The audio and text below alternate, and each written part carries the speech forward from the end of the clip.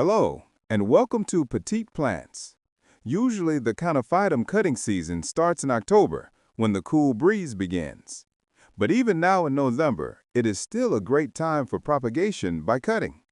So today, I'll walk you through the cutting method in detail.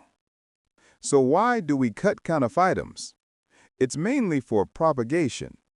It's the process of dividing one plant into several to grow your collection more abundantly.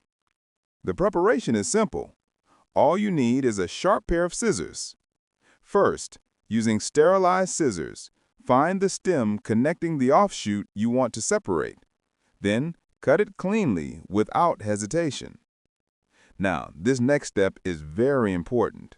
You must not plant the cutting in soil right away. The cut surface needs time to heal and dry. Place the cutting in a shady spot with excellent air circulation and let it dry for exactly 1 week. After 1 week, check that the wound has healed properly. Now it's time to plant it in soil. Since it has no roots yet, just gently place it on top of the soil. Next, we need to encourage roots. We'll start with bottom watering.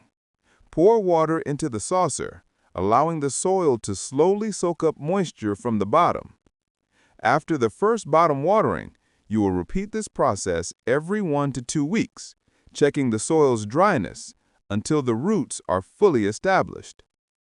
Finally, the most important precaution, the #1 reason cuttings fail, is mold or fungus.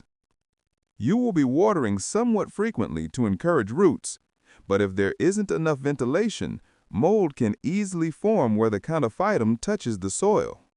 After bottom watering, you must ensure it's in a well-ventilated area to dry out the excess moisture on the soil surface. Just avoid overwatering and poor ventilation. Let's summarize. Cut, dry in the shade for a week, plant, and pay close attention to ventilation to prevent mold. If you follow just these steps, you can have a wealth of Conophytums this fall. If you found this video helpful, please like and subscribe. Thank you for watching.